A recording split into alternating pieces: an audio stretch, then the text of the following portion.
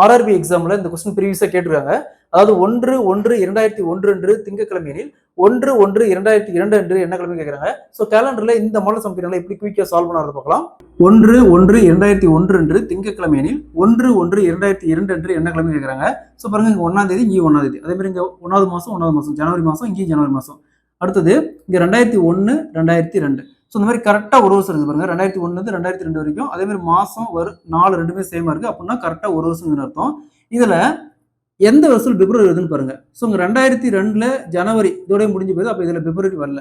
அப்போ 2001 மட்டும் பாருங்க. 2001ல பிப்ரவரி வருது. அந்த வருஷம் லீஃப் இயரான்னு பார்க்கணும். லீஃப் இயரான்னு பார்க்க கொடுத்துருக்கிற வருஷத்துல கடைசி 2 டிஜிட் எடுத்துக்காங்க. என்ன இருக்குது 01 01. இதை காமனா 4ஆல வகுக்கணும். எப்பயுமே இங்க என்ன வேலை இருந்தாலும் சரி அதை 4ஆல வகுக்கணும். எக்ஸாக்டா 4ஆல வகுத்துச்சுன்னா அது லீஃப் இயர். ஸோ 1ங்கிறது 4ஆல வகுப்படாது. அப்ப இது லீஃப் இயர் இல்லை. ஸோ லீஃப் இயர் இல்லைன்னா இங்க என்ன நாள் வந்துச்சோ அதுக்கு அடுத்த நாள், அதாவது 1/1/2002 அன்னைக்கு என்ன கிழமை வரும்னா செவ்வாய்க்கிழமை வரும். Option B is the correct answer. ஒருவேளை இது லீஃப் இயரா வந்துச்சுன்னா 2வது நாள், அதாவது திங்கள் செவ்வாய் புதன் இதுல இருந்து 2வது நாள்.